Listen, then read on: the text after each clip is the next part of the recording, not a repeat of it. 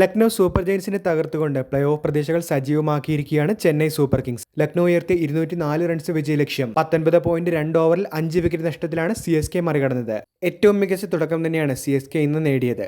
ഇതുതന്നെയാണ് അവസാന ഓവറുകളിൽ സമ്മർദ്ദം കൂടാതെ CSK എന്ന വിജയത്തിലേക്ക് നയിച്ചത്. സഞ്ജു സാംസണും ഋതുരാജ് ഗെയ്ക്വാദും മികച്ച തുടക്കമാണ് ടീമിന് നൽകിയത്. പതിവ് ശൈലിയിൽ അക്രമ ബാറ്റിംഗുമായി സഞ്ജു കളനിറഞ്ഞപ്പോൾ 45-ലെത്തി നിൽക്കെയാണ് 28 റൺസുമായി സഞ്ജു മടങ്ങിയത്. ശേഷം ക്യാപ്റ്റന്റെ ഇന്നിംഗ്സുമായി ഋതുരാജ് ഗെയ്ക്വാദും കത്തിക്കയറുന്ന ഇന്നിംഗ്സുമായി ഉറുവിൽ പട്ടേലുമാണ് CSKയുടെ സ്കോറിംഗ് അതിവേഗമാക്കിയത്.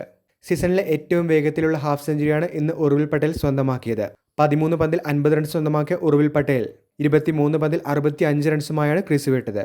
ശേഷം ഡെവാൾ ബ്രേവ്സും കാർത്തിക് ശർമ്മയും ഇന്നിംഗ്സിന്റെ വേഗം കുറച്ചുവെങ്കിലും ഇമ്പാക്ട് പ്ലെയറായ പ്രശാന്ത് ബീറും അവസാന ഓവറിൽ ശിവം ദുബെയും CSKയുടെ വിജയലക്ഷ്യം സിക്സറുകളിലൂടെയാണ് കണ്ടെത്തിയത്.